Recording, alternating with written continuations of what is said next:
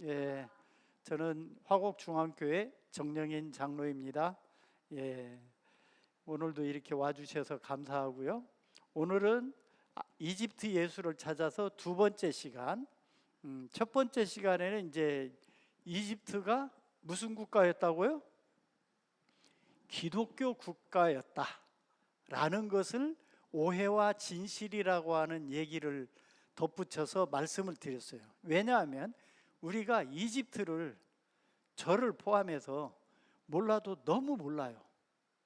너무 모르기 때문에 이런 기회를 통해서 제가 이집트를 좀 올바르게, 뭐 과장될 것도 없고요, 너무 또 나쁘게 얘기할 필요도 없잖아요. 있는 그대로만이라도 우리가 이해를 하자, 그런 생각을 갖고 지금 제가 발표를 하고 있습니다. 자, 그래서 이분은 아기 예수님께서 이집트로 이제 출발하시는 거예요. 출발하는 아기 예수님을 우리가 이제 얘기를 하자, 이런 뜻이고요. 자, 이 그림에 대해서 설명을 안 해드렸어요. 이 그림을 잠깐만 설명해 드릴게요. 제가 시나이 반도를 가다가 이 낙타와 이 나무를 보고 사진을 한 장 찍었어요. 차 안에서 그냥 급하게 찍은 사진입니다. 자, 근데 이 나무의 이름이 혹시 뭔지 아실까요? 맞습니다. 씨띠나무입니다. 가장 씨띠나무 하면은 무엇의 재료로 썼던? 법궤입니다. 맞습니다. 법궤를 비롯해서 이집트는요, 지금도 목재 산업이 없어요. 전부 수입입니다. 왜냐하면 사막 땅이라 집 지을 나무라든지 이런 등등의 나무를 자체적으로 조달할 수가 없는 나라입니다. 그러니까 목재값이 비싸요. 그러니까 이집트에서 가끔 가다가 선교사님 중에 목공예 하시는 분이 있어요. 그분은 부자예요. 왜냐하면 목공예 하는 나무를 사는 게 굉장히 비싸기 때문에 그걸 가지고 뭐 책상을 만든다? 그냥 사는 것보다 훨씬 비쌉니다. 그런 것 때문에 그러는데, 이 씨띠나무의 이 광야에서의 의미는 뭐냐면 그늘이에요. 광야에 나가면은요, 얼어 죽거나 뒤어 죽거나 둘 중에 하나입니다. 왜냐? 낮에는요, 그냥 볕에 노출돼 있으면 기본적으로 한여름에는요 40도 이상이 그냥 올라가요. 제가 이제 한번 나가서, 일부러는 아니고 사진 찍기 위해서 나갔는데 등을요 누가 다리미로 다리는 것 같아요. 그 정도의 뜨거운 거예요. 이건 따뜻한 게 아니에요. 그런데 문제는 뭐냐면 저녁이 반전이에요. 저녁이 되면요, 그때는요 얼어 죽습니다. 그러니까 제가 이집트에 이제 특히 12월, 1월 이렇게 오시는 분들을 향해서 전기장판 꼭 가져오세요. 여기 추워요. 그러면요 꼭 안 가지고 오시는 분들이 있어요. 이집트가 춥다고 하면 얼마나 춥겠냐. 한밤중에 덜덜덜덜 떨어요. 왜냐하면 이 이집트 땅은요 겨울에 난방 도구가 그게 없어요. 아예 히터라는 게 없습니다. 그렇기 때문에 겨울에 한번 건물이 얼기 시작하면은요, 그 겨울이 다 지나가야 건물의 그 온도가 올라가기 시작하는 거예요. 그래서 엄청나게 추워요. 그래서 그거 꼭 필요하거든요. 예, 그래서 씨띠나무를 보시면 하나님께서 모세를 통해서 광야로 이끄실 때 구름 기둥과 불 기둥이 있었죠. 저는 이집트 가서 새로운 관점에서 그걸 생각을 하게 됐어요. 왜냐? 괜한 구름 기둥이 아니고요. 우리는 구름 기둥 하면 그냥 이렇게 수직으로 세워진 것만 생각하시잖아요. 근데 저는 그러지 않았을 거라고 봐요. 왜? 그러면요, 예수님이, 아니 하나님께서 이스라엘 백성을 약 올리는 거예요. 왜요? 땡볕에서 지금 타 죽게 생겼는데 구름을 세로로 세워놔 보세요. 그 그늘 속에 몇 명이나 들어가겠어요? 저는 하나님이 신사적으로 그러지는 않으셨을 거라고 봐요. 구름을 창공에다가 쫙 펼치셔서 전체 이동하는 이스라엘 백성들이 구름 아래에서 행진할 수 있도록 하셨을 것이다. 밤에는요, 춥다고 했죠? 그러면 구름 기둥하면은 우리가 한겨울에 모닥불 옆에서 그냥 있는 것처럼 또 불기둥이 딱 하나 서 있어가지고 거기에 있는 사람만 따뜻하고 나머지는 얼어 죽게 하셨을 것 같지 않다는 거예요. 이건 제 생각이에요. 그래서 불기둥도 사실은 전체 전기장판처럼 쫙 펴서 전체 이스라엘 민족이 그 추운 사막에서 따뜻하게 그 밤을 날 수 있도록 해주셨을 것이다 라는 것이 제 주장이에요. 이건 어디 과학적인 근거도 없고요, 증거도 없어요. 그렇지만 저는 그렇게 생각합니다. 예. 자, 그러면 이제 시작을 해보겠습니다. 지난 시간에 제가 이제 말씀드린 것 중에서 중요한 몇 가지 개념을 말씀을 드릴게요. 자, 이집트에 가면은 기독교가 있다. 근데 그 기독교는 어떤 이름으로 불린다? 콥트 정교회라고 부른다. 근데 여기에서 콥트라는 말은 어떤 뜻이다? 콥트라는 말은 이집트라는 뜻의 다른 이름이다. 그러니까 콥트 정교회 하면 이집트 정교회를 얘기한다. 근데 이들이 가지고 있는 어떤 유물은 그냥 죽어 있는 유물이 아니라 생생하게 지금도 그 초대교회의 예배 모습을 간직하고 있는 거의 독보적이고 유일한 기독교의 형태를 띠고 있다. 그리고 우리들이 선입견으로 많이 가지고 있는 이단이냐? 전혀 그렇지 않다. 예. 그렇게 되고 세계 최초의 기독교 국가가 이집트였다. 왜? 저는 그것을 확신하는 이유가 학문적인 이유보다도요, 이미 마가에 의해서 적어도 AD 주후 40년경부터 시작해서 마가 요한이 죽는 AD 주후 67, 8년경부터 복음은 이집트 땅에 뿌려졌어요.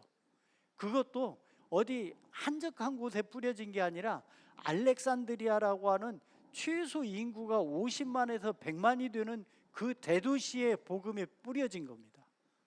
그러면 그렇게 해서 이제 그 콥트어라는 게 존재할 정도로 콥트 기독교가 이집트에 굉장히 널리 퍼졌는데, 이렇게 널리 퍼진 것은 국가적인 차원으로까지 번졌다, 이미.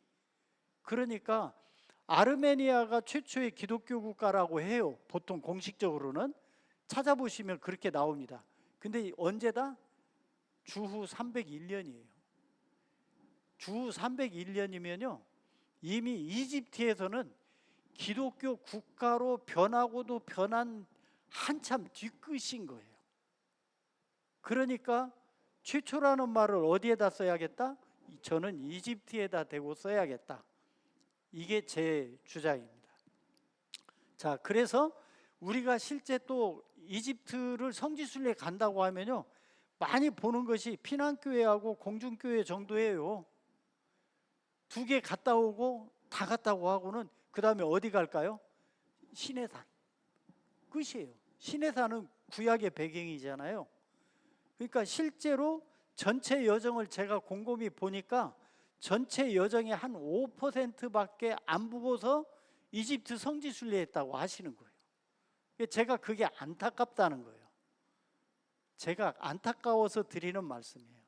그래서 이 이집트 기독교인들을 통해서 이제 듣게 되는 이제 여정을 한번 우리가 같이 나눠보자, 이런 뜻이고요. 자, 여기에서 중요한 것은 우리는 초점을 어디에다 맞춘다?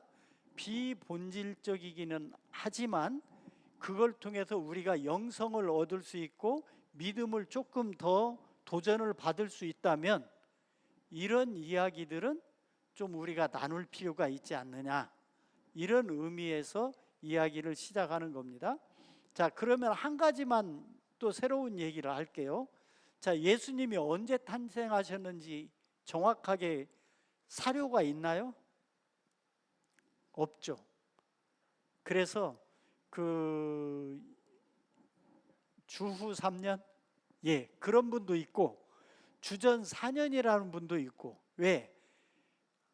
헤롯 대왕이 죽은 때가 주전 4년이거든요. 주전 4년에 죽어요. 근데 우리가 성경에서 나오는 힌트로는 무엇이 있냐면 이집트로 피난 간 예수님 가족을 천사가 뭐라고 하면서 돌아오라고 그래요? 헤롯이 죽었으니까 돌아와라 그런단 말이에요. 그러면 헤롯이 언제 죽었는가를 알면은 예수님이 이집트에서 돌아온 때가 분명하겠죠? 그때가 언제라고요? 주전 4년이에요. 주전 4년. 그 돌아오라고 천사가 얘기했을 때 이미 예수님은 이집트 땅을 돌고 돈 남직이라니까요. 그러면 또 하나의 역사적인 팩트가 뭐냐면 주전 8년에 인구조사하라는 역사적인 사실이 있어요.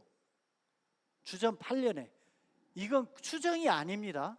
추정이 아니고 역사적인 팩트예요.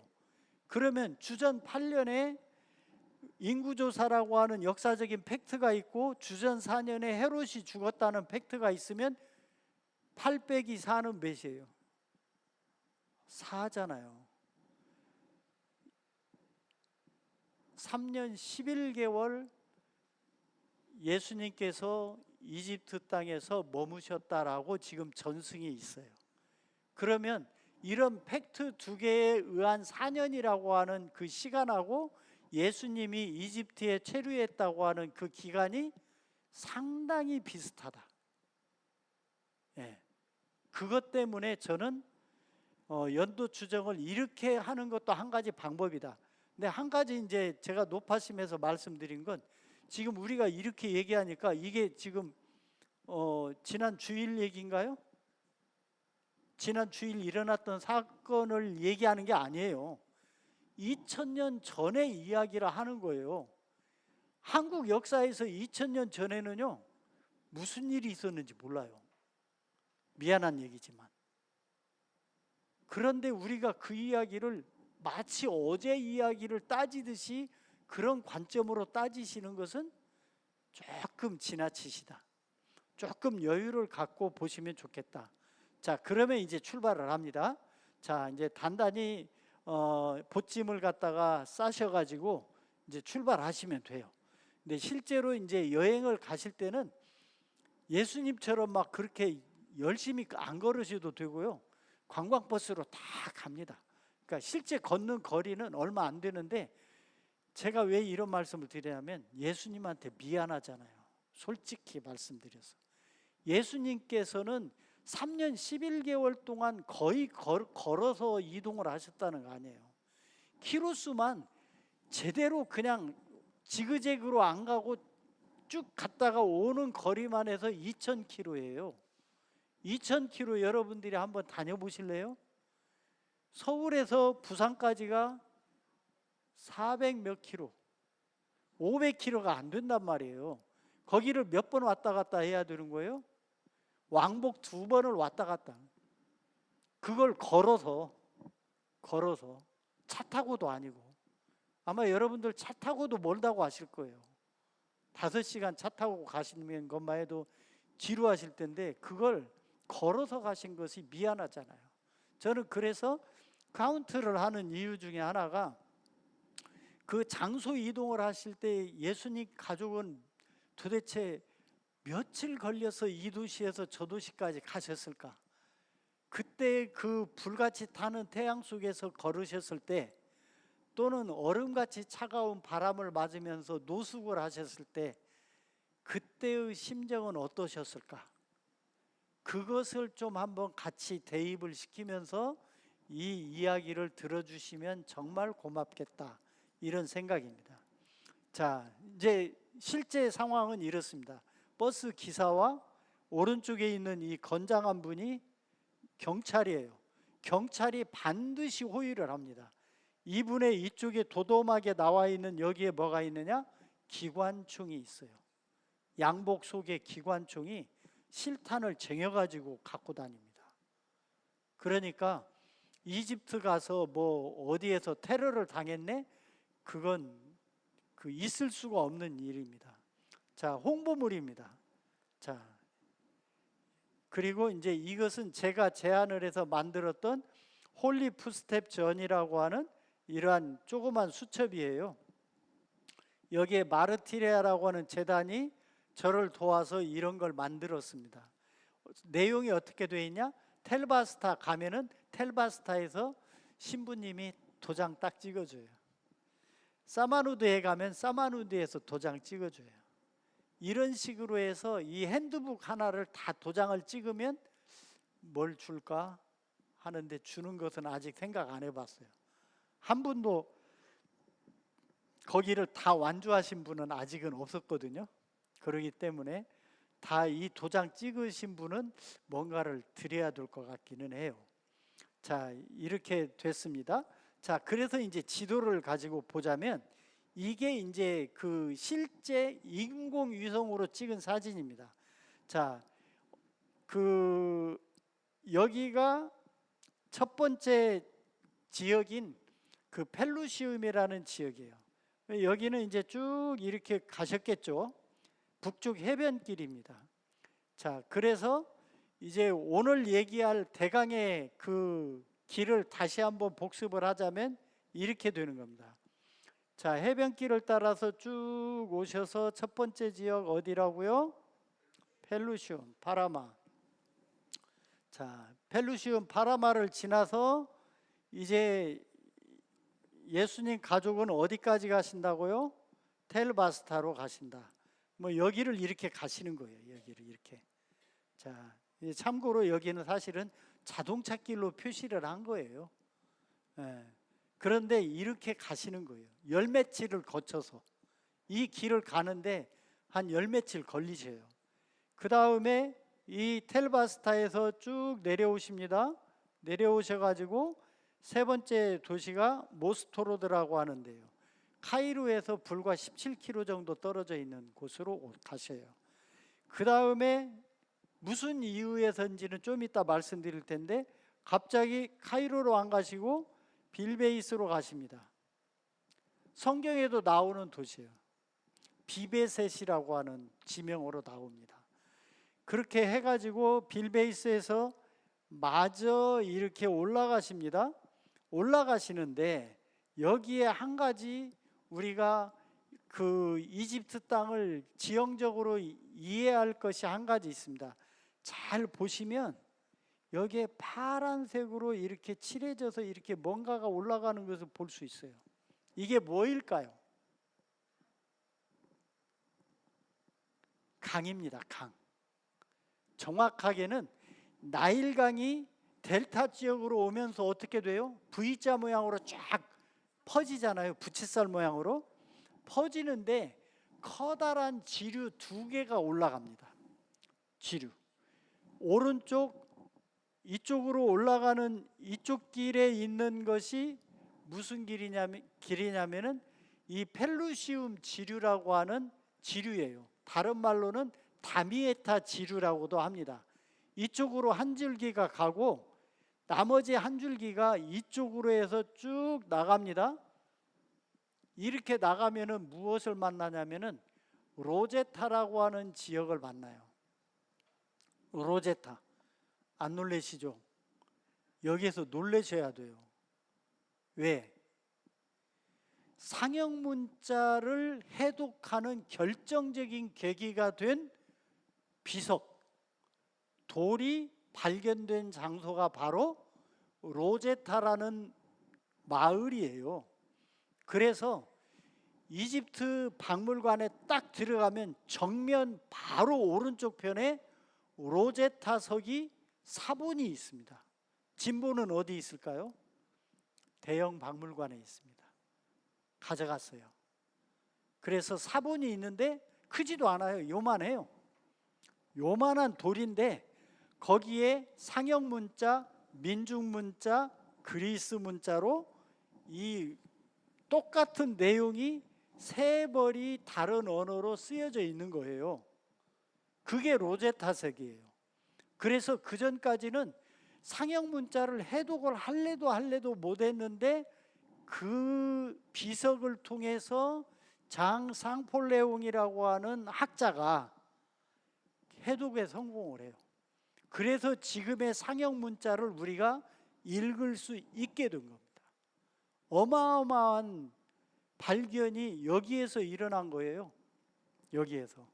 그러니까 알아두시면 좋습니다. 자, 그렇게 해서 이제 이 지류를 따라서 가는데 여기를 다카도스 길이라고 해요. 다카도스.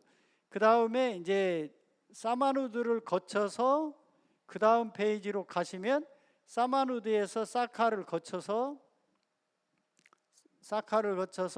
이렇게 해서 오늘은 와디엘라투룬까지 말씀을 드리면 오늘 이야기가 끝난다. 예, 여기까지가 이제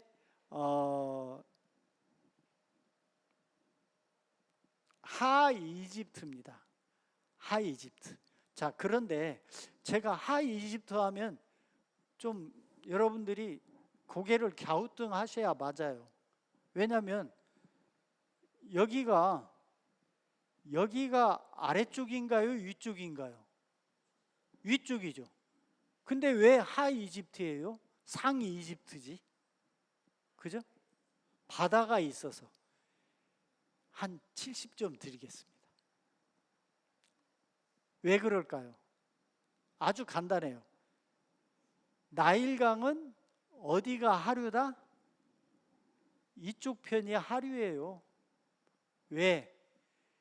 나일강은 우리가 보통 생각할 때 강들은 대개 북쪽에서 남쪽으로 흐른다는 통념을 갖고 있어요. 근데 나일강은 반대입니다. 남쪽에서부터 시작해서 북쪽으로 쭉 흘러 내려갑니다. 그렇게 흘러 내려가고 여기에 델타 지역이 형성이 된다니까요.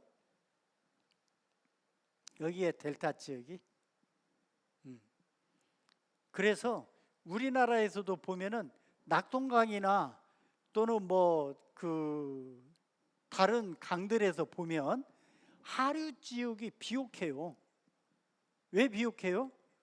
홍수 같은 거 물 난리 났을 때 상류에 있는 비옥한 토사를 갖다 끌고 오거든요. 근데 여기가 전형적인 그런 지역입니다. 자, 그래서 여기를 우리가 하이집트라고 한다. 꼭 기억해 두세요. 이 혼동은요, 이집트에서 10년 이상 살았던 사람도 이걸 거꾸로 뒤집어서 얘기를 해요. 예, 이게 하이집트다, 북쪽이. 자, 그 말씀을 드리고요. 자, 그래서 이제 가바레 타이르라고 하는 지역까지 가는 것은 이제 다음 시간에 얘기를 할 겁니다. 물론 가바레 타이르에서 드론카까지의 길도 있습니다. 참고로 한 가지 말씀드리면 숫자 있죠? 이 숫자는 무엇을 뜻하냐면 고유명사로, 고유 번호로 제가 쓴 겁니다. 15번이면 가바레 타이르고요. 21번이면 드론카예요. 예, 이런 식으로 해서 16번은 알 아슈문인, 17번 다이루트, 18번 알 쿠시아, 20번 알 무아라크 수도원. 번호는 고유 번호라고 생각을 하시고 제 강의를 따라와 주시면 좋겠습니다. 자, 이제 나사렛부터 아슈트까지는 전체적으로 보면은 이렇게 생겼습니다. 자, 그렇다는 걸 봐주시고, 자, 지중해 주변에서 또 잠깐 드릴 말씀이 있어요. 자, 여기에 보시면 지중해니까 사실은 여기에서 제일 중요한 도시가 예수님 당시에 어디겠어요? 로마입니다. 로마가 여기 있어요. 로마가 여기 있고 이집트가 이 지역에 있죠. 이 지역이 이집트입니다. 이제 예루살렘은 이쪽에 있죠. 자, 시리아가 어디 있어요? 시리아가 여기 있습니다. 시리아 안디옥, 우리가 수리아 안디옥이라고 하는, 콘스탄티노플이라고 하는, 콘스탄티노플은, 이스탄불은 어디예요? 여기입니다. 자, 제가 왜 이걸 말씀을 드리려고 하냐면, 제가 선을 하나 그어 볼게요.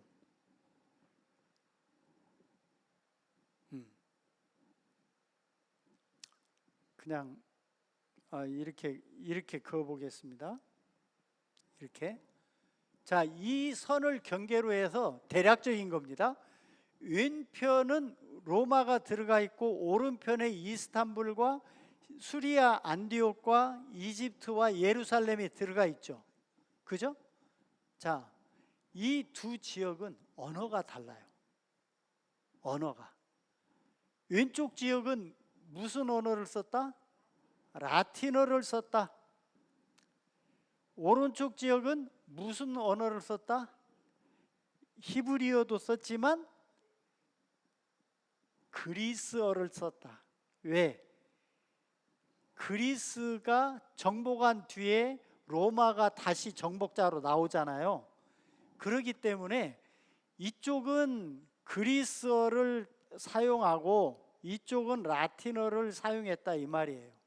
자, 그럼 언어가 다르면 어떻게 된다고 그랬어요? 서로 상대방을 이해하기가 쉬워요, 어려워요? 어려워요. 우리도 옛날에 그랬잖아요. 한 번 밥 먹으라고 권하면 몇 번 권해야 돼요? 3번은 권해야 돼요. 3번은. 근데 지금은 어떨까요?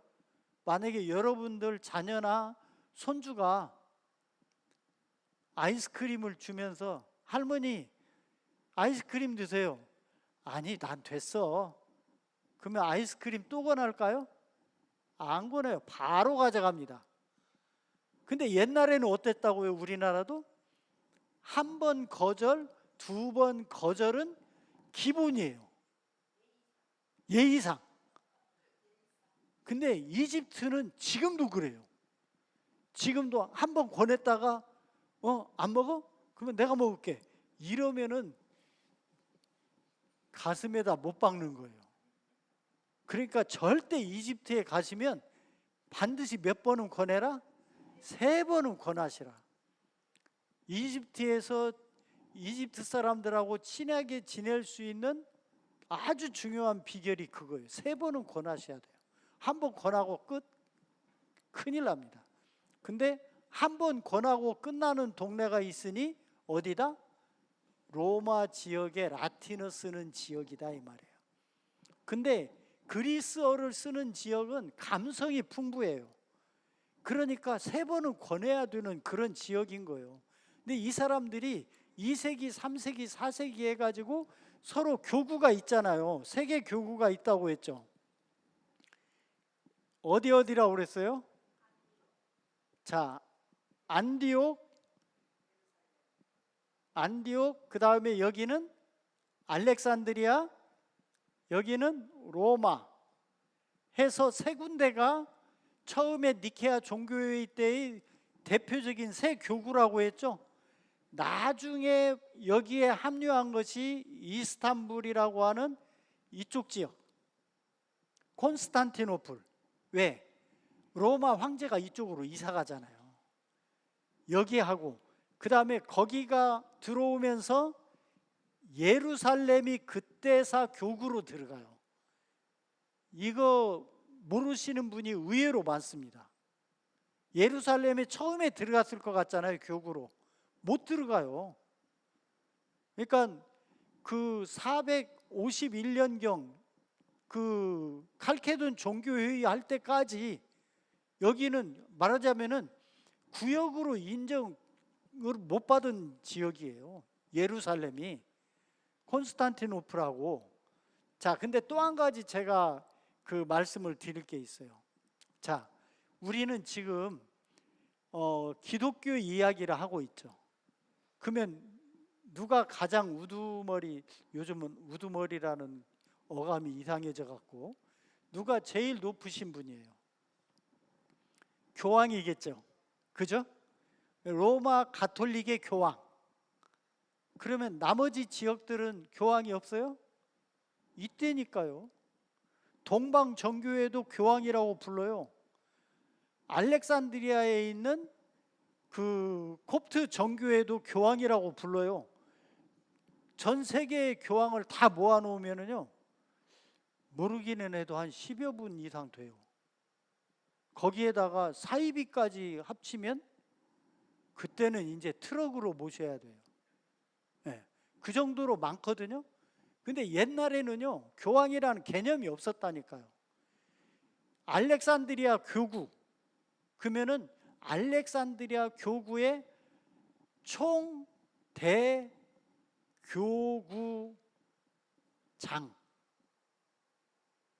이게 정식 이름이에요. 그러니까 교황이라는 이름 개념이 없었다고요. 근데 우리가 여기서 한 가지 더 생각하셔야 될 게 있어요. 자, 이 종교적으로는 그렇지만 정치적으로도 그분들이 힘을 펼쳤을까요? 정치적으로도 교황이 나라를 통치했을까요? 나라를. 황제가 시퍼렇게 눈뜨고 살아 있어요. 황제가. 근데 여기로 갈라지는 동로마와 서로마를 보면, 황제가 시퍼렇게 살아있는 쪽이 동로마예요, 서로마예요? 동로마예요. 서로마는 바로 망해버려요. 이것이 역설적으로 서로마에 있는 로마 교구가 강해지는 요인이 됩니다. 왜? 왕이 사라지니까 교황이 대장로를 다는 거예요. 그래서 로마 가톨릭이 그렇게 강성해진 겁니다. 근데 동로마 쪽은 황제가 안 죽어, 안 망하고요. 그러니까 교황이 힘을 펼 수가 있어요, 없어요? 없어요. 그게 언제부터 그랬냐? 니케아 종교회의 때부터 시작된 이 구도예요. 왜? 종교회의를 누가 소집해야 돼요? 원래 우리가 상식적으로 생각해 봤을 때 교황이 소집해야 할 거 아닙니까? 종교 지도자들이. 아니에요. 매번 종교회의 소집을 황제가 합니다. 그거 무슨 뜻이에요? 심지어는 황제가 사위도 봐요.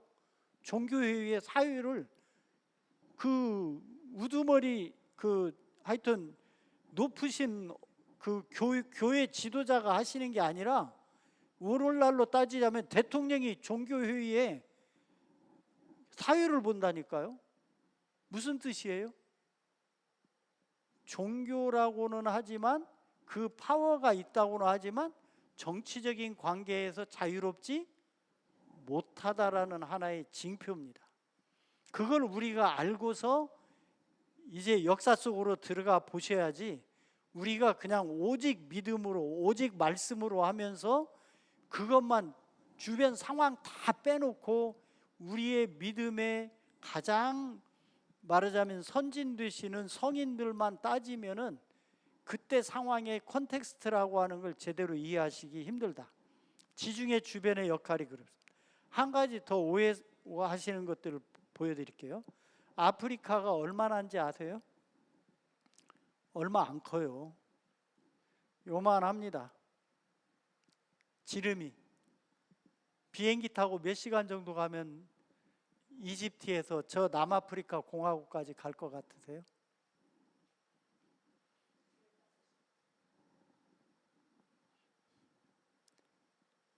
최소 빨리 가야 10시간에서 15시간. 그러면 한국에서 이집트 가는데 몇 시간 갈까요? 직항으로 가면 12, 3시간 가야 돼요. 그러면 한국에서 이집트 가는 만큼의 거리가 아프리카 북단에서 남단까지 가는 거리예요. 여기 유럽 있죠? 다 합쳐봤자 5분의 1. 유럽 땅이 아프리카 전체 땅의 5분의 1이에요. 유럽 땅을 5개를 통째로 집어넣어도 아프리카 땅이 남아요. 근데 우리는 지도 볼 때 어떻게 보셔요? 아프리카는 조그맣게 보고 유럽 땅을 크게 보시죠? 천만의 말씀이에요. 자, 그거 하나 말씀드리고, 자, 이렇게 해서 이제 준비 운동이 저는 원래 길어요. 좀 그거 이해해 주시고, 자, 이제 계산을 제가 어떻게 하느냐면, 자, 하루에 5시간을 걷는다고 제가 가정을 했어요. 이건 어디 뭐 학자가 계산한 거 아니에요? 제가 계산한 겁니다. 그 어디 가가지고 막 이거 정령인 장로가 얘기했는데 이게 막 진짜야 막 그러면 저한테 쫓아오면 제가 감당 못합니다. 그러니까 여기서 들으시고 그냥 우리가 예수님의 힘든 여정을 그냥 헤아리고 그냥 잊고 나가시면 돼요. 자, 그래서 킬로미터당 20분 정도의 진행 속도를 가진다고 했을 때 131km는 며칠 걸리냐? 9일 정도가 걸린다 이 말이에요. 9일 정도. 그러니까 거의 열흘 이상이 걸리는 거예요. 말이 그렇지 1km를요 20분에 가는 거요? 쉽지 않아요. 제가 하루에 이렇게 1시간 반씩 걷거든요. 근데 1km를요 보통 제 걸음으로 한 13분 내외로 걸어요. 빨리 걸으면 13분 안쪽이고요. 좀 천천히 걸으면 13분 한 30초 걸립니다. 제가 걸어도. 근데 1km를 20분에 걷는다? 그것도 한두 시간이 아니라 5시간을 걷는다? 이거 보통 일이 아니에요. 근데 추산해서 빨리 걷는다고 했을 때 이 정도다. 그래서 앞으로 말씀드릴 날수는 대개 이런 계산에 의해서 한다. 자, 그래서 이제 아리시에서 펠루시움까지 가십니다. 그래서 이제 드디어 펠루시움으로 입성을 하십니다. 자, 펠루시움은 당연히 이스라엘에서 왔을 때 첫 번째 만나는 도시예요. 우리로 따지자면 방향만 달랐지 인천 같은 도시라고 생각하시면 정확합니다. 근데 인천보다도 지정학적으로 더 중요해요. 왜? 이집트를 쳐들어오려면요 시나이 반도 쪽으로 쳐들어오다가는 군병들이 다 죽어버려요. 왜? 사막길을 불기둥하고 구름기둥 없으면 며칠 못 가서 그냥 병력이 태반이 다 도태돼 버리는 거예요. 그러니까 해변길로 갑니다. 해변길로 가는데 딱 맞닥뜨리는 데가 펠루시움이라고 하는 지역이에요. 그래서 이집트의 관문 도시입니다. 그래서 하루 쉬었다는 동굴도 있다고 하고요. 가장 오래된 길에 속해요. 가장 편하니까. 그래서 이 길을 갖다가 성경에서는 무슨 길이라고 하느냐?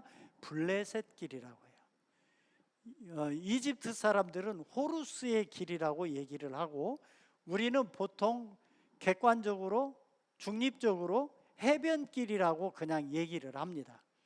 자, 중요한 무역 항구였어요. 자, 여기에는 세계에서 5개밖에 없다고 하는 원 모양의 교회 터만 존재합니다. 근데 여기에 380년 주후 380년의 기록을 보니까 여기에 수도사들이 몇 명이 있었느냐?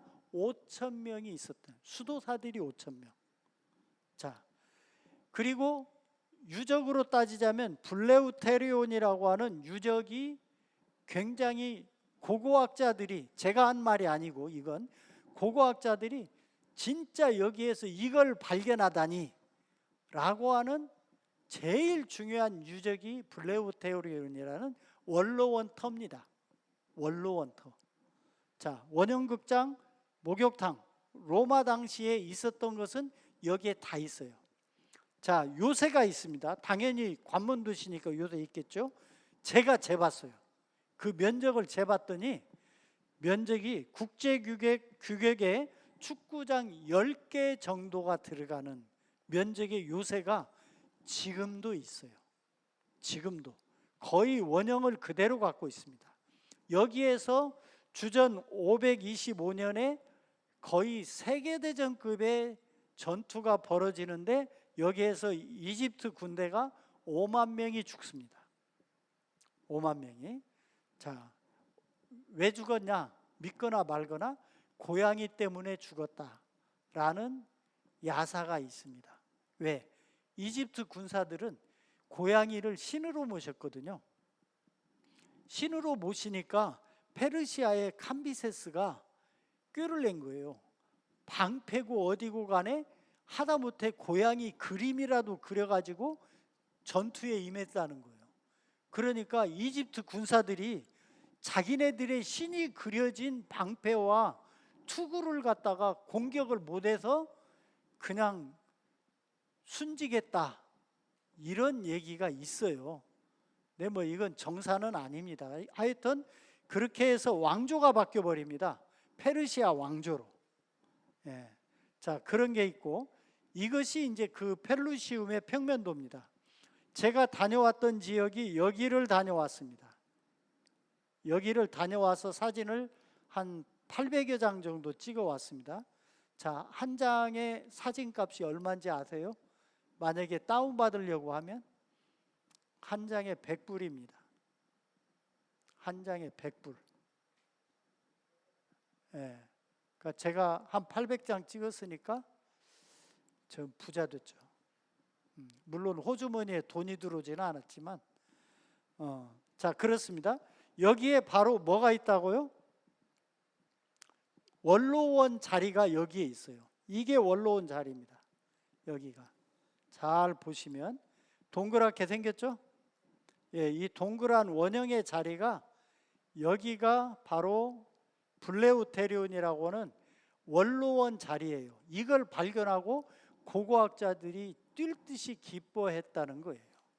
그만큼 가치 있는 유적을 보고요. 원형극장도 있습니다. 그 다음에 교회터가 여기에 있어요. 교회터가 이쪽에 교회터가 있고, 이쪽이 그 축구 경기장이 10여 개 이상 되는 그 정도의 경기장이, 그 규모의 사이즈의 그 요새가 있다는 데가 여기입니다. 제가 애석하게 못 갔다 와서 한 번 더 가야 되는 이유가 하나 생겼는데요. 동쪽 교회터를 못 갔다 왔어요. 왜 못 갔다 왔느냐? 제가 여기 왼쪽 편을 사진을 800여 장 찍었다고 했잖아요. 1시간 이상을 지체를 했더니 경찰이 전화를 하는데 우리 운전한 버스 기사가 저한테 닥달을 하는 거예요. 빨리 안 가고 뭐 하냐고 막. 그래서 눈물을 머금고 동쪽 교회터는 못 봤습니다. 다음에 한번 또 갈 텐데 관심이 있으신 분은 같이 가셔도 좋아요. 스릴 넘칩니다. 경찰과의 숨바꼭질 하는 게 너무 재밌어요, 저는. 자, 이 펠루시움 교회터입니다. 펠루시움 교회터. 여기는 십자 모양의 세례탕. 앞으로 제가 세례탕 이야기 많이 할 겁니다. 자, 그 다음에 십자 모양의 세례탕인데 여기에 퀴즈가 하나 있어요.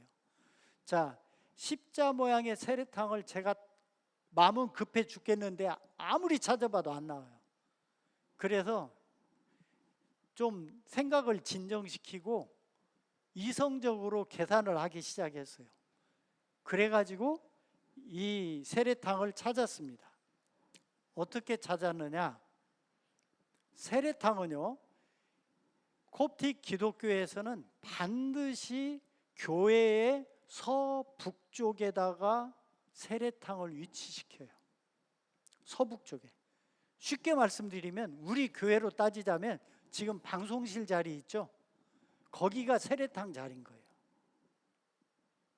그래서 제가 그 교회터에 가가지고 지성소 쪽과 그 다음에 교회 입구 쪽을 생각을 해봤어요. 교회 입구 쪽에 있을 거 아니에요? 거기에서 서쪽을 찾은 거예요. 그래서 그쪽을 갔더니 이 세례탕이 있어요. 근데 옛날 모양은 아니고요, 최근에 이렇게 쌓아 놓은 거예요. 그렇지만 여기가 그 옛날 세례탕 자리다. 그래서 제가 그림자를 일부러 찍은 겁니다. 그 사진을 그 망가뜨리려고 찍은 게 아니라, 왜? 그러면은 이 그림자가 내 앞에 있으면 제가 오전에 갔을까요? 오후에 갔을까요? 지난 시간에도 한번 방향 얘기하면서 얘기했는데 시간 없으니까 말씀드릴게요. 오전에 갔습니다.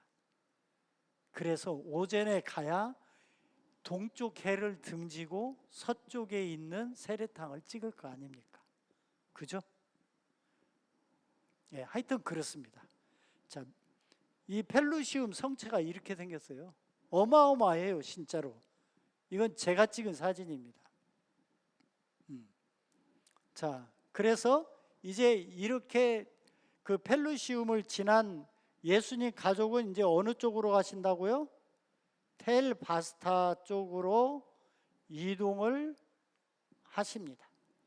자, 그래서 얼마 걸린다? 여기서는 열흘길 정도가 걸려서 이동을 하셔요. 그래서 여기에서 한 10일 정도 머물렀다는 기록이 있어요. 여기에서 머문 기간이. 근데 호의적이지 않았다고 해요, 주민들이. 여기서 샘물을 솟게 하시는 역사가 있었고요. 여기에서 농부와의 대화의 기록에 보면 어디로 가시는 중입니까? 하고 그 농부가 물어봐요. 그러니까 예수님 가족이 네, 우리는 바벨론 요새를 향해서 갑니다. 거기에 유대인 디아스포라들이 있는데 거기 우리 친척이 있어요 라고 대답을 해요. 그래서 예수님 가족이 처음부터 어디를 향해서 가고 있었다? 바벨론 요새. 지금은 그 요새가 어느 지역에 속한다? 카이로에 속한다. 근데 여기서 또 한 가지 여러분들이 오해하시면 안 될 것이, 이 카이로는 예수님 당시에는 카이로라는 이름조차도 없었어요. 카이로라는 뜻이 승리라는 뜻이거든요. 뭐예요? 싸워서 이겼다 이거예요. 전쟁이 있었어야 할 거 아닙니까? 그때가 언제냐면은 주후 900년대 이후예요. 주후 900년대 이후. 그러니까 지금 우리 이야기에 카이로를 섞으면 된다 안 된다? 안 된다. 카이로는 족보도 없었다. 이렇게 생각하시면 됩니다. 자, 그 다음에 이제 이 농부의 이름까지 전해요. 클룸. 극진하게 대접을 이 농부만 했다는 겁니다. 자, 그래서 고양이 신 축제 때였다고 해요. 이때가. 그래서 예수님이 등장을 하니까 모든 우상이 파괴됐다고 해요. 이것은 이사야 19장 1절에 나오는 애굽의 우상들이 그 앞에서 떨겠고라고 하는 예언의 실현으로 생각합니다. 여기를. 자, 비베셋도 빌베이스라고 하는 또 다른 이 근처 지역입니다. 자, 이런 이제 역사적인 그리고 성경적인 근거가 있습니다. 텔 바스타라고 하는 말은 바스테트인데 바스테트가 고양이에요. 그래서 고양이 여신입니다. 근데 여기가 그냥 n분의 1 그 사원이 있는 데가 아니고 가장 큰 고양이 여신이 있던 자리예요. 여기가. 그리고 18왕조 22왕조 때의 수도였다는 거. 굉장히 큰 지역이에요. 그래서 이제 텔바스타 평면도를 보여드리기에는 너무나 시간이 많은데 자, 이렇게 보시면 여기는 11, 2세기경의 재상 람세스 2세, 그 다음에 30왕조, 이것은 한참 후대. 근데 어디만큼이 고양이 사원이냐? 여기가 고양이 사원이에요. 그러면은 고양이 사원을 보여드릴게요. 여기가 고양이 사원이에요. 고양이 신전이 어마어마하게 커요. 지금 봐도 커요. 네. 자, 그래서 고양이 신은 어떻게 생겼냐? 이만합니다. 그냥 주먹덩이만 해요. 실제로는 이게 고양이 신입니다. 한 마리만 있는 게 아니에요. 수도 없이 많이 있어요. 자, 그래서 이 고양이 신전에서 그렇게 무너뜨렸으니까 사람들이 쫓아올 거 아니에요. 그러니까 도망을 다시 가시는데 이제 이쪽 모스토로드를 향해서 다시 남하를 하십니다. 남하를 하셔서 모스토로드를 가시는데 이 모스토로드는 목욕탕이라는 말을 갖고 있어요. 알마함마라고 하는. 왜냐하면은 예수님께서 그곳에서 목욕을 하시고 옷을 빨았기 때문에 이런 이름이 붙었다고 해요. 자, 그런데 여기에서 놀라운 사건이 하나 있는데 헤롯의 병사들이 추적을 하고 있다는 것을 알아요.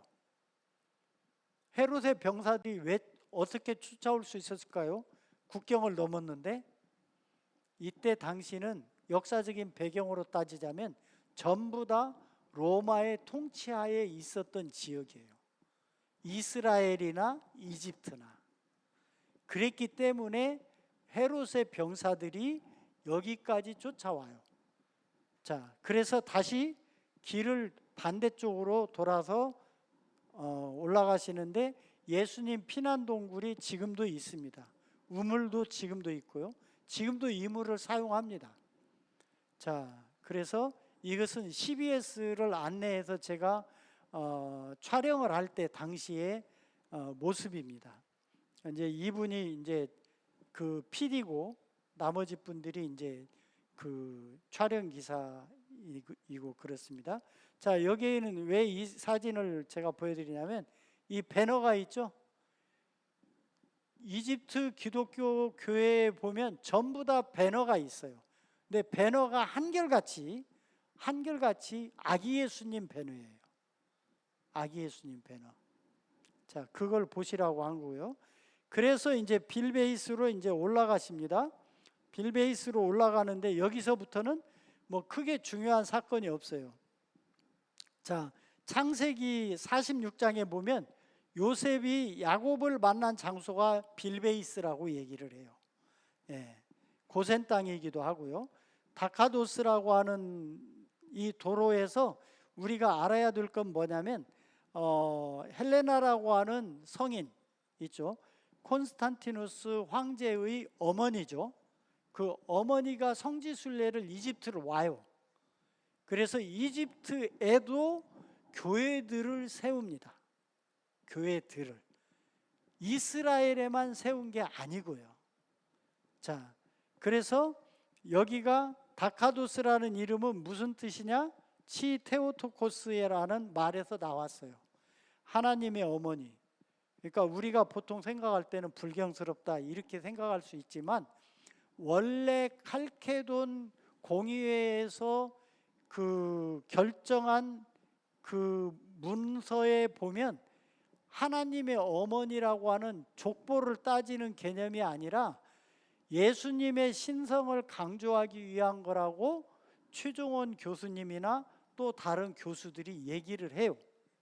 그렇기 때문에 이때 당시에 이집트 땅에서, 그러니까 주후 300년 전후해서 이집트 땅에서 치테오토코스라고 해서 하나님의 어머니라는 표현은 성모 숭배 사상하고는 전혀 관련이 없다. 왜? 성모 숭배 사상은 언제 발전한다? 주후 12, 13세기에 나타나기 시작해요. 그때 다. 그 뒤로부터 1000년 뒤라니까요.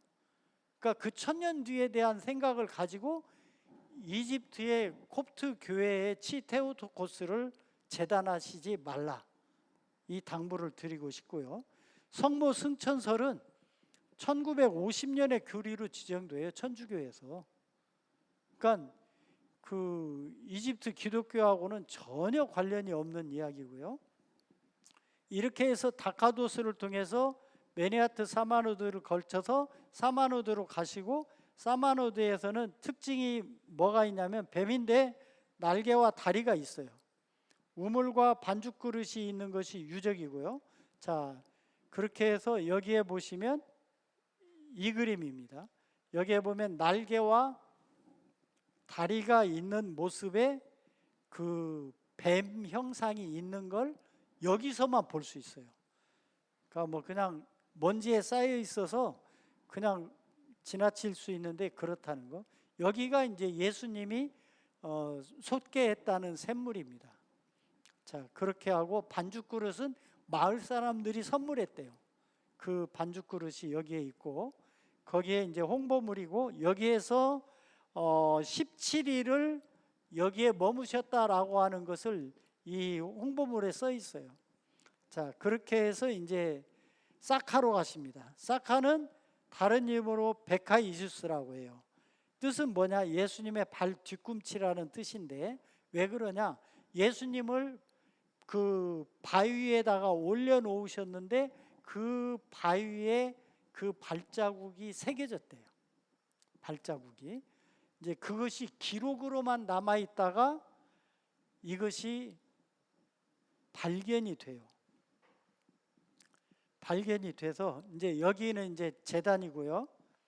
1985년에 교회 개축 중에 발견이 되고, 이 풋프린트, 그러니까 예수님의 발자국에 대한 책이 한 권이 있어요. 풋프린트 오브 지저스라고 해서 책까지 있어요. 그러니까 그냥 뭐 아무런 근거도 없고 그냥 지나가는 이야기로 있는 게 아니에요. 이분들에게는 진지한 책입니다. 그런 사항이고. 그래서 거기에 보면은 알라 와히드, 그러니까 하나님은 한 분이시다. 알라는 들어보셨죠? 하나님이라는 말로 이집트 기독교에서도 써요. 뭐 신학적으로 알라는 기독교의 하나님이 아니라고 하는 학자분들이 계시지만, 현실은 이집트 기독교인들은 다 알라라고 합니다. 하나님을. 근데 와히드는 뭐냐면 하나라는 뜻이에요. 하나님 한 분이시다, 이런 뜻이에요. 아주 간단해요. 알라 와히드. 그러면 하나님 한 분이셔, 이런 뜻이에요. 그걸 바위 뒤에다가 새겨놨어요. 쿠피체로. 쿠피체가 뭐냐? 이슬람의 문헌을 적은 가장 오래된 문서의 글씨체가 쿠피체예요. 그럼 언제쯤이겠어요? 주후 600년대 이후예요. 그때 그걸 바위에다 새겨놓은 거예요. 풋프린트가 이런 식의 모양이에요. 믿음이 없는 사람은 잘 안 보여요. 보이세요? 엄지발가락이 있고요. 그 나머지 발가락들이 이렇게 4개가 있습니다. 자, 이게 보이셔야 돼요. 이제 안 보이시는 분은 현장에 가서도 눈 뒤집어 까도 안 보여요. 이건 믿음이 없으신 거예요. 네. 가서 안 보여도 보인다고 하셔야 돼요. 자, 이렇게 해서 이런 이제 홍보물이 있고요. 자, 이제 사실은 오늘 특강이 거의 끝날 시간인데 본론을 시작해야 되는 그런 운명에 처해 있습니다. 그래서 간단하게만 얘기할게요. 자, 와디엘라투르는 소금 산지입니다. 어떤 소금이냐? 미라를 만드는 데 쓰는 아주 강력한 탈수 성분의 소금이 이 지역에서만 나요. 그래서 미라를 만들 때 이 소금에다 40일을 절여 놓습니다. 그러면은 몸에 있는 수분이 탈탈 다 빠져나간다는 거예요. 그러면 이제 그 다음 단계로 넘어가는 거예요. 그래서 이런 짠 호수 속에 민물이 나와요. 그 민물 이름이 샘이 마리아의 샘이라는 샘이 있어요. 예수님이 속해 하셨다는 이야기가 있습니다. 여기에 수도원 중에 2군데는 로마와 시리아라는 이름의 수도원이 있어요. 즉 무슨 얘기냐? 그때 당시에는 4군데만 있는 게 아니라 수십 군데의 수도원이 있었겠죠. 근데 수도원들의 이름이 국제적이라는 겁니다. 국제적이라는 거예요. 그래서 자 여기에 보시면은 마카리우스, 바라무스, 비쇼이, 수리안, 수도원입니다. 이 중에서 아까 말씀드렸던 바라무스와 수리안은, 바라무스는 바라오메스에서 로마라는 뜻입니다. 로마라는 단어가 들어가 있고, 수리아는 우리가 성경에서도 많이 수리아 안디옥 그러죠. 시리아예요. 시리아. 지금의 시리아. 이걸 수리안이라고 씁니다. 자, 그렇게 해서 이제 개인 기도처가 몇 군데였다? 발굴된 곳만 1,500군데예요. 발굴된 곳만 1,500군데고요. 이것은 그 홍보물이고, 마리아의 샘을 제가 가서 기어이 사진을 찍었습니다. 그래서 이렇게 보여드립니다. 제가 만났던 이집트 교인이 아니고 무슬림인데, 이분이 저를 위해서 일부러 호수에 가서 들어 눕더라고요. 여기가 그냥 얕은 데가 아니에요. 딱 들어 누우니까 그냥 물에 떠요. 물에, 소금물이어서. 사해에서도 보면은 뜨잖아요. 여기서도 떠요. 그래서 지금도 그 수도원들에서의 물은요, 지하수를 쓸 거 아닙니까? 담수가 아니에요. 이런 짠물이에요. 그래서 수도원의 물은 담수화 시설을 통해서 걸러서 민물로 만들어서 먹습니다. 지금도요. 네. 자, 그래서 얼마큼 소금이 묻어 있냐? 이렇게 묻어 있어요. 바위에 가서. 마카리우스 수도원은 이제 마카리우스 수도사가 했는데, 이렇게 생겼습니다. 이제 위성 사진으로 찍은 거고요. 자, 이제 평면도를 제가 보여드리면 이렇게 복잡하게 생겼습니다. 일단은 보여만 드리고, 이것은 여명에 제가 숙소에서 나와서 찍은 사진이고요. 입구에서 말씀드리고 싶은 건, 담장은 엄청나게 높죠. 10몇 미터예요, 보통. 수도원 담장이 특징적이지 않습니까? 그 이유는 뭐냐면, 베르베르족이라고 아시죠? 베르베르족이 10여 차례 이상 쳐들어와요.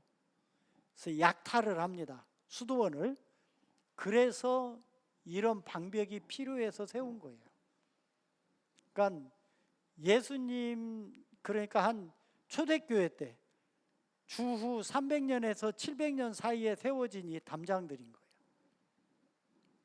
자, 마카리우스 교회 성소 입구, 제가 사마르트에서 오신 분들의 표정이 너무나 재미있어서 안 보여드릴 수가 없어요. 거의 한국에 오면은 예능 프로그램에 출연시켜도 될 만큼 이 표정들이 너무나 다양하지 않습니까? 각각 다 달라요. 어쩜 이렇게 포즈를 취해 주셨는지 이분들께는 사진을 보내드렸어요.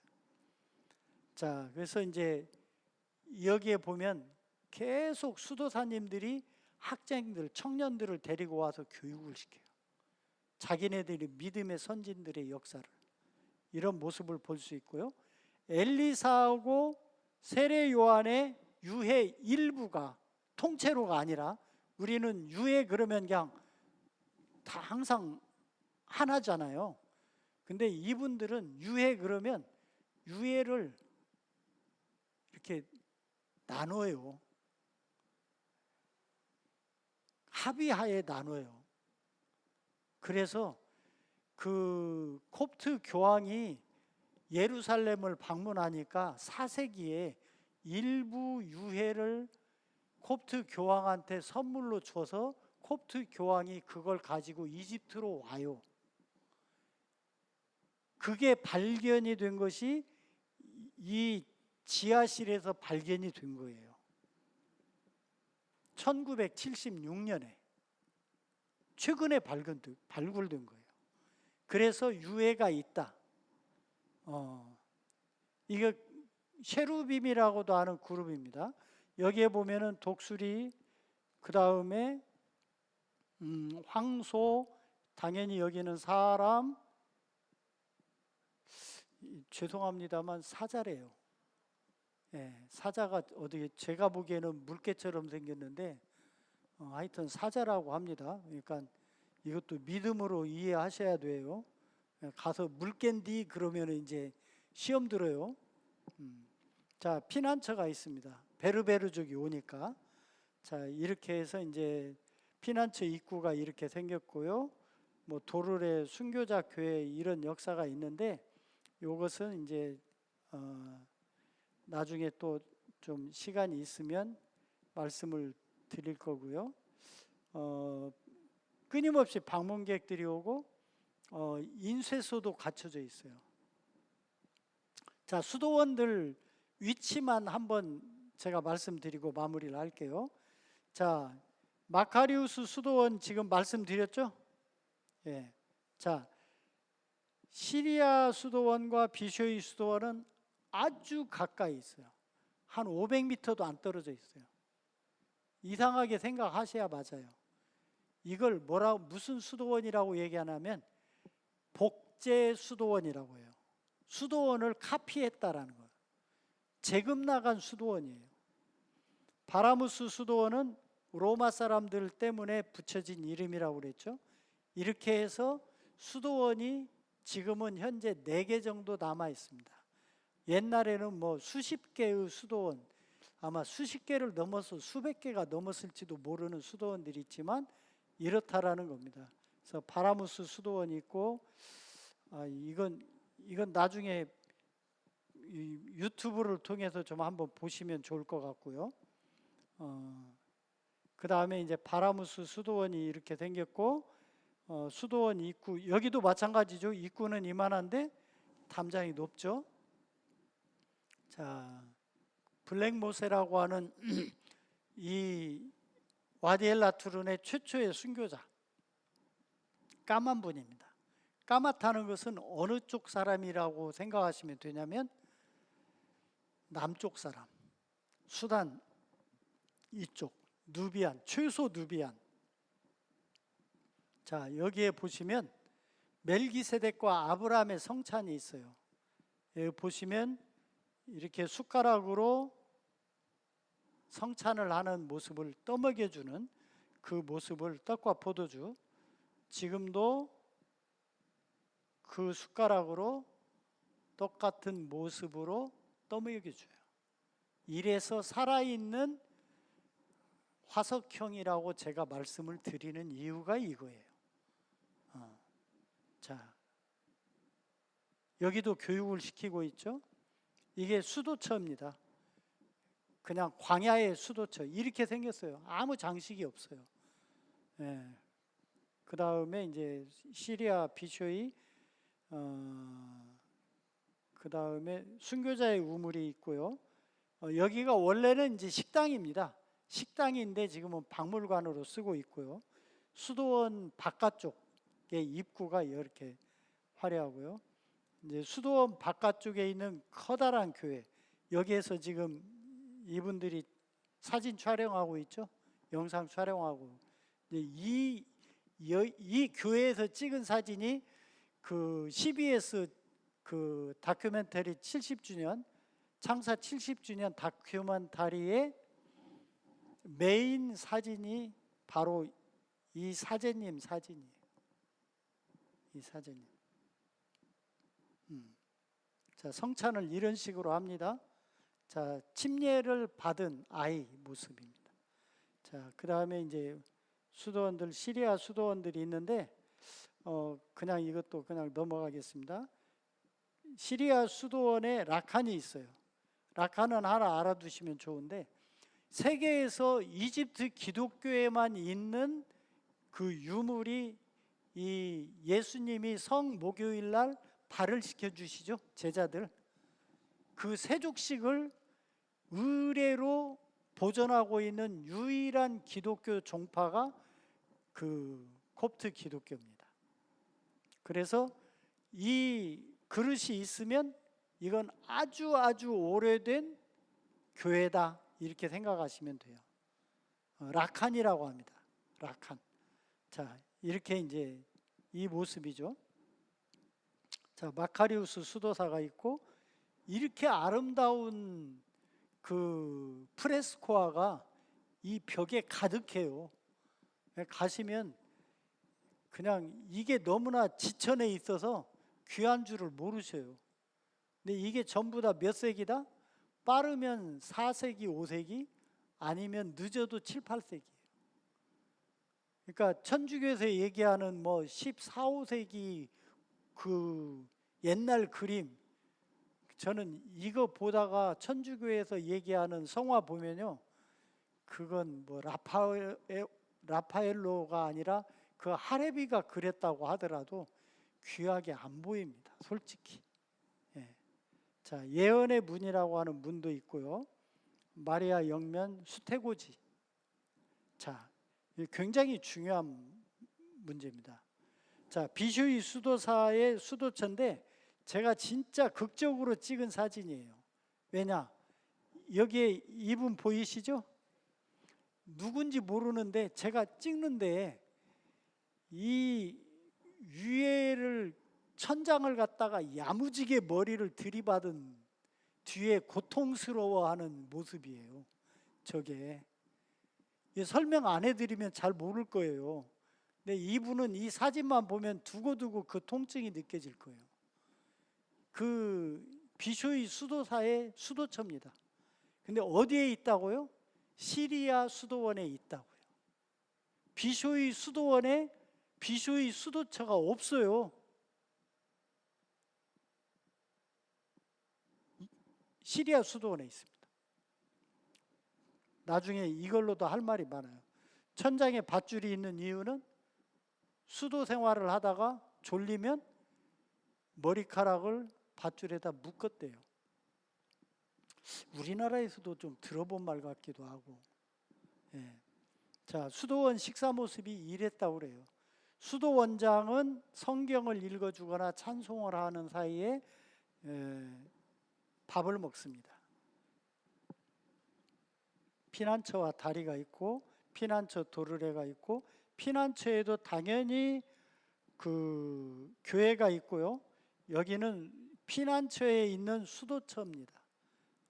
교황님이 쓰셨다고 하는 그런 얘기가 있는데, 피난처에도 수도처가 있고 식량 저장고가 있어서 몇 달 동안 물 포함해서 버틸 수 있는 그러한 준비가 돼 있었다고 그래요. 수도사님들도 돌아가시면 이렇게 묘지에 안장을 합니다. 이런 모습이고요. 이건 진짜 어디서도 여러분들이 보시기 힘든 사진입니다. 딱 한 번 이 사진 제가 찍을 수 있었어요.